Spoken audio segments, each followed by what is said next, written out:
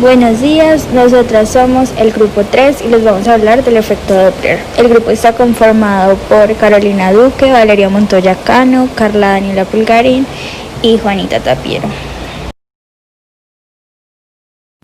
¿Qué es el efecto Doppler? Todos hemos sido testigos del cambio de altura de un sonido cuando la fuente que lo emite se acerca o se aleja, o el motor de un carro, el pito de una locomotora, incluso el paso de un avión en vuelo bajo. Seguramente más de una vez hayas escuchado la sirena de un coche policía o de una ambulancia pasar frente a ti. Cuando el sonido se encuentra a mucha distancia y comienza a acercarse, es sumamente agudo hasta que llega a nosotros. Cuando se encuentra muy cerca, el sonido se hace distinto y lo escuchamos como si el coche estuviera parado. Esto es debido a que la frecuencia es mayor conforme se nos va acercando y disminuye a medida que se va alejando. El efecto Doppler es un fenómeno físico donde aparentemente presenta un cambio de frecuencia de onda. Es presentado por una fuente de sonido con respecto a su observador cuando esa misma fuente se encuentra en movimiento. Este fenómeno lleva el nombre de su descubridor, un matemático y físico austriaco que presentó sus primeras teorías sobre el asunto en 1842. Hola, soy Carla y hoy les voy a hablar sobre dos casos del efecto Doppler. El primer caso sería si el observador y la fuente se encuentran en reposo. Si estos dos se encuentran en reposo, quiere decir que no hay distorsión en la frecuencia y que estas se van a dar de una forma como más estable. O sea, que la frecuencia con la que percibe el observador y la frecuencia que emite la fuente serían igual. Como en conclusión, el número de oscilaciones que genera la fuente es la misma percibida por el observador en un mismo tiempo. La frecuencia percibida la podemos representar con una F minúscula y esta sería la frecuencia percibida o la frecuencia del observador y sería igual a la frecuencia de la fuente o frecuencia del sonido, que la podríamos representar con una F minúscula también y una S chiquita al lado.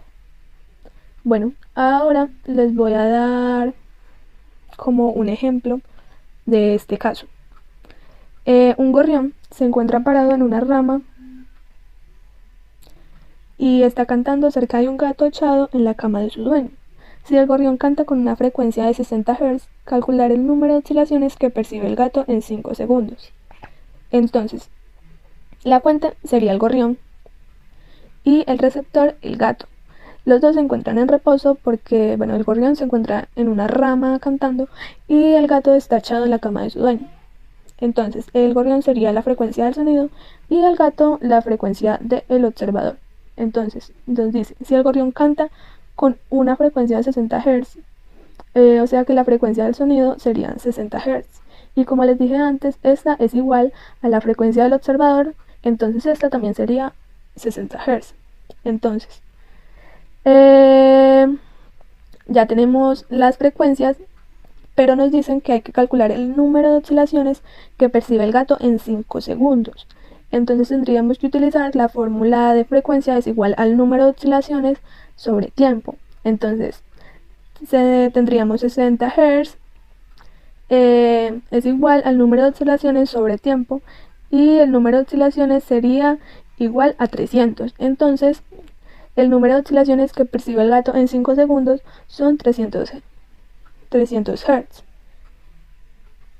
Entonces, este sería el primer caso. Ahora vamos para el segundo caso, que es la fuente en movimiento y el observador en reposo. Considerando que el receptor está en reposo y que la fuente tiene una velocidad X, en este caso llamémosla V, entonces la frecuencia se representaría de la siguiente forma.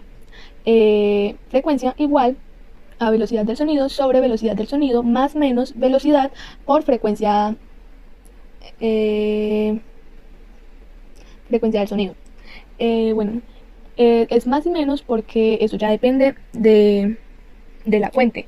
Si la fuente se aleja del receptor, el signo va a ser más, y si la fuente se acerca al receptor, la fuente va a ser menos. Bueno, ahorita vamos con un ejemplo que es: un diapasón emite sonidos de 400 Hz de frecuencia. Si se aleja del observador y se acerca a una pared con una velocidad de 2 metros por segundo, calcular la frecuencia aparente en Hz de, primero, las ondas sonoras que llegan directamente al observador, y segundo, las ondas sonoras que llegan al observador luego de reflejarse a la pared. Bueno, entonces vamos a considerar lo primero que nos piden, las ondas sonoras que llegan directamente al observador. Entonces tenemos que utilizar la fórmula que les dije anterior, que es frecuencia igual a velocidad del sonido sobre velocidad del sonido más menos velocidad por frecuencia del sonido. Entonces, directamente al observador sería, vemos que en la gráfica vemos que el observador está en reposo y que en la mitad está la fuente en movimiento y se dirige a la pared con una velocidad de 2 metros por segundo y tiene una frecuencia de 400 Hz. Entonces, la frecuencia es igual, en este caso no nos dan la velocidad del sonido, pero nosotros la podemos investigar y supongamos que es 335 metros por segundo. Entonces, frecuencia igual a velocidad del sonido, que es 335 metros por segundo, sobre velocidad del sonido otra vez, 335 más 2, que es la velocidad con la que se dirige la fuente hacia la pared, por 400 Hz, que es la frecuencia de la fuente. Bueno, entonces eso daría aproximadamente 397 Hz. Luego vamos a considerar lo segundo que nos piden, que es que las ondas sonoras que llegan al observador luego de reflejarse a la pared. No es lo mismo que las ondas sonoras que llegan directamente al observador que cuando las ondas sonoras chocan en la pared y llegan al observador. Entonces, vamos a utilizar otra vez la misma fórmula, pero vamos a hacer unos cambios en la gráfica. Como la fuente se está acercando a la pared la vamos a considerar como un objeto, pues un observador en reposo. Entonces, frecuencia es igual otra vez a la velocidad del sonido que teníamos, que es 335, sobre velocidad del sonido, 335, menos, porque la fuente se está acercando a la pared, menos 2, porque la velocidad de la fuente, y por 400 Hz, que es la frecuencia con la que emite los sonidos, y esto daría aproximadamente 402 Hz. Tercer caso, foco en reposo y observador en movimiento. En este caso tenemos al foco o emisor en reposo y al observador o receptor en movimiento. La frecuencia que va a percibir el observador va a aumentar a medida que él se aproxime al emisor o foco y va a ir disminuyendo a medida que se aleje de esto. Para este caso vamos a usar la fórmula F' igual a F por B más o menos B sub R sobre B, en donde F' es la frecuencia que percibe el receptor, o sea, la frecuencia que debemos hallar, F es la frecuencia que va a emitir el foco, B es la velocidad de propagación de la onda o la velocidad del sonido, B sub R es la velocidad a la que se mueve el receptor, y más o menos se utilizará dependiendo del caso. Se va a utilizar el signo positivo cuando el receptor se esté acercando al emisor y el signo negativo cuando se aleje de él. Aquí tenemos un ejemplo. Un automóvil se aproxima con una velocidad de 30 metros por segundo hacia la sirena de un local, la cual emite un ruido con una frecuencia de 500 Hz. Hallar la frecuencia que aparentemente oye el conductor, suponiendo que la velocidad del sonido es 340 metros por segundo. ¿Qué datos nos dan? Nos dan la frecuencia del emisor, que sería 500 Hz, o sea, la frecuencia de la sirena, la velocidad del receptor, que el receptor sería el auto, que es una velocidad de 30 metros por segundo, y la velocidad del sonido, que son 340 metros por segundo. Simplemente aplicamos la fórmula y reemplazamos.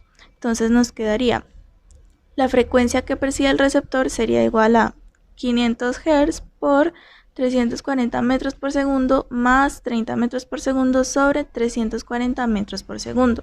¿Por qué queda positivo? Porque, como vimos en la explicación anterior, cuando el receptor se está acercando al emisor, el signo es positivo porque la frecuencia va a aumentar. va a ir aumentando. Entonces simplemente metemos los valores a la calculadora y nos damos cuenta que la frecuencia que percibe el receptor es igual a 544,12 Hz. Entonces la respuesta sería la D, pues aproximándolo, sería la D, que son 544 Hz. El cuarto caso es el foco en movimiento y observador en movimiento. En este caso, como el emisor y el receptor están ambos en movimiento, la frecuencia que va a percibir el receptor va a aumentar en cuanto a la distancia que él tiene con el emisor sea menor, y en cuanto su distancia sea mayor, la frecuencia va a ir disminuyendo.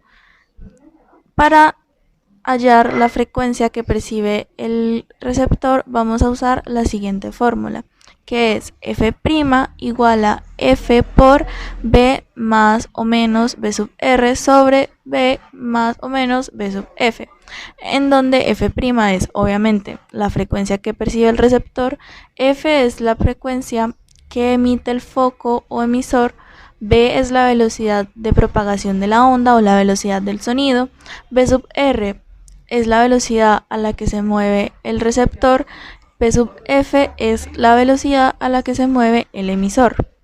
En el caso de los signos, usaremos el signo positivo o el signo más en el numerador si el receptor se está acercando al emisor, y en el denominador si el emisor se está alejando del receptor. En el caso del signo negativo, lo usaremos en el numerador si el receptor se aleja del emisor, y en el denominador si el emisor se está acercando al receptor. Por ejemplo, tenemos el siguiente. Una ambulancia viaja al este por una autopista a una rapidez de 35, metros por segundo. Su sirena emite un sonido de una frecuencia de 400 Hz.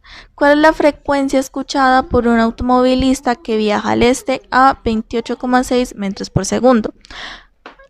Como vemos, tanto la ambulancia y el automóvil están viajando a la misma dirección, y los datos que nos dan son: la frecuencia del foco es 400 Hz, la velocidad del receptor, que es el automóvil, es de 28,6 metros por segundo, y la velocidad del foco es de 33,5 metros por segundo, y la velocidad del sonido, igual que en el ejemplo anterior, vamos a suponer que es 340 metros por segundo.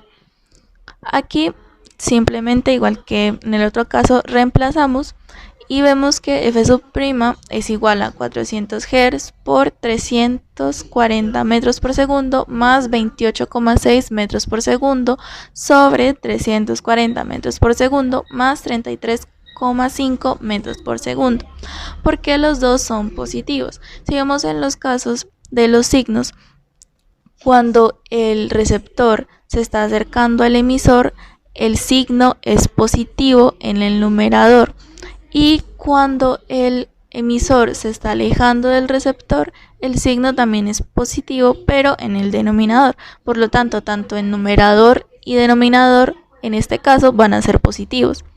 Ponemos los valores en la calculadora y nos da que la frecuencia que percibe el receptor es de 394,75 Hz.